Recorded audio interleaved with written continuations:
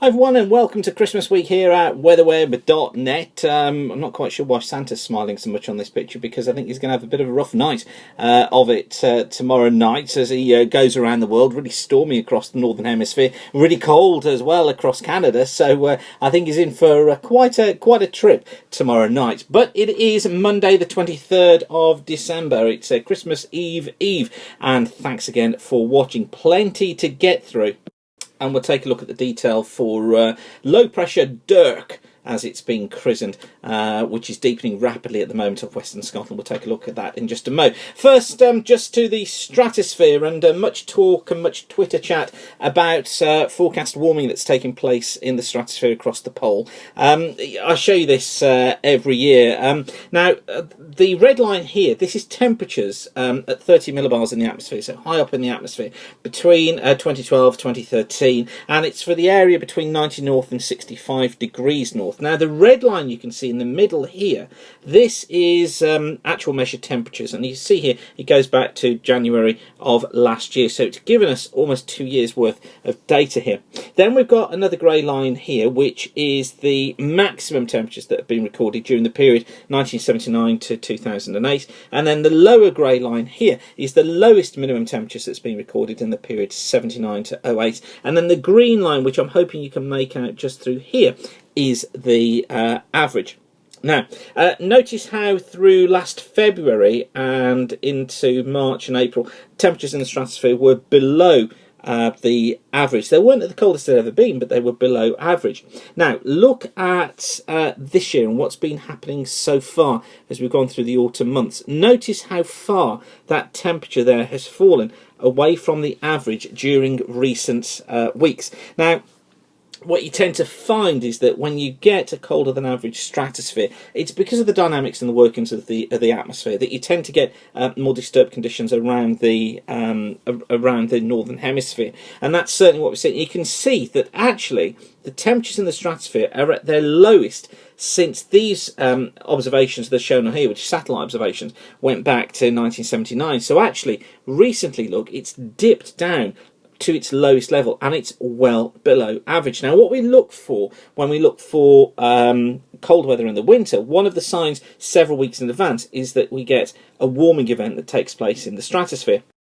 Now, just a closer look at this one. This is from the Japanese agency, and again you see here how far below actual temperatures are at the moment from their seasonal mean. And actually, this chart I've got to thank at Matt Hugo for this one, because he drew my attention to that, so can't claim credit for this one. But you see again here, this just demonstrating how far below we are now as we get towards the end of the year. But there are some signs of warming taking place which could lead us into a cooler period through January. Now, the CFS has been trying to say for a few days now, you'll know if you've been watching WeatherWeb, that actually I've been talking about the cooler conditions the CFS was trying to show.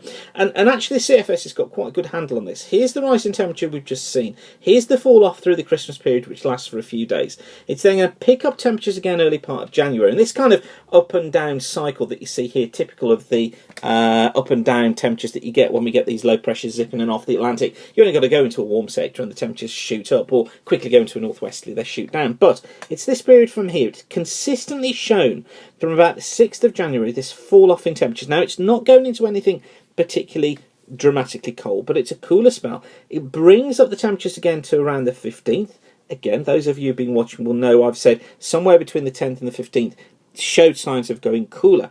And then, look, here, this fall off in temperatures towards the end of the month. Now, I said I thought it would be the 10th to around the 24th, or the 15th to around the 29th, somewhere within these two periods, within this period here. Wasn't sure when it was going to start or when it ended, but I said that it was going to go cooler. And it's interesting, look, that the CFS is trying to pick up on this. Now, if we look at forecast temperatures in the stratosphere, this on the left hand side is where we are now. So this is as of December 23rd, okay?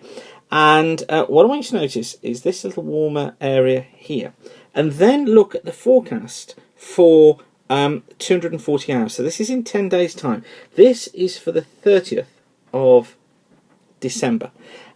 And notice the warming that's taken place here. So there are some signs of warming. However, the cold stays over the pole, but this elongation south here of these colder temperatures and the transversing of this warm air here is something that we need to be watching carefully, because as this system, what you tend to find is there's a rotation take place here, and the warmer air tends to come around. So it takes several weeks to happen, but there are these indications there that something is happening in the stratosphere that may well lead us to go into a colder middle part of January. Now, it's likely to be middle of January before all this plays out.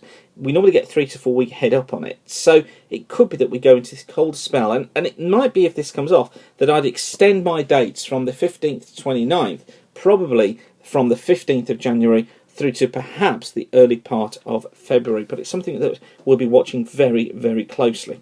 But of course, plenty going on today as well. To show you this sequence of charts, this is from 6 p.m. this evening. Our low pressure out here, out towards the west of Scotland. I want you to be careful if you're in East Anglia, the south east, southern Midlands area. During the course of this evening, could be some very strong gusts going through there. There could be 80 mile an hour gusts coming through, and they would be really, really sharp as they come through. Then the low is going to be passing slowly to the northwest of Scotland, still continuing to deepen. And again, notice the strength of the winds, how close together the isobars are across southeast England. Then by 6 o'clock in the morning, the low actually slows down a touch. Still west of Scotland, we're in about 929 millibars by then. Winds ease up over the southeast. But notice how they're strengthening. Look, Western Scotland and Northern Ireland. We're back here to gusts of 80 miles an hour, and I do think there could be a sting jet that comes around the south of that low, which means that in a very narrow band we could get 90 mile an hour plus winds. As well as that, of course, we've got heavy rain to contend with, so risk of flooding, particularly in southern and western areas. And this is the chart for midday on Christmas Eve. There's our low. Look, strong winds through here, coming through Northern Ireland, through Scotland, northwest England, northern parts of Wales. Gusts there easily getting to 60 or perhaps 70 miles per hour. Christmas Day looking like this, far more benign, thank goodness. Still some strong winds and heavy rain northern parts of Scotland, but elsewhere much lighter winds, generally dry, just a few showers in the west. Perhaps a little bit of more persistent rain affecting southwestern parts of the country as that low moves through. Then for Boxing Day, again, looking like it's a better sort of day. Southwesterly winds, I think sunshine and scattered showers. The showers out towards the west mainly, 1 or 2 of them heavy, but just look what's waiting in the wings.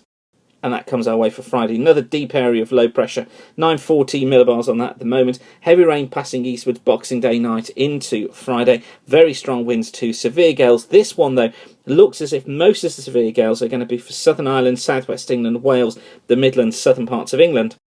And those gales still there through Saturday with a low north of Scotland. And some rain and showers to boot too. Well, the weather world is never boring, is it? Lots going on still. But thanks for watching weatherweb.net. A reminder, we're kept free of charge by you coming back and using the site and using the charts. What that means is that we can show you more adverts, which basically generates the revenue that keeps us free of charge. So thank you for coming back and thank you for using the site. Don't forget to tell your friends about us, and you can follow us on Twitter at Weather School, or you can follow us now at WXWeb. And you can follow us on Facebook too. So whatever you're doing today, have a great day and keep the sun shining. Bye for now. And of course, Santa says, ho, ho, ho.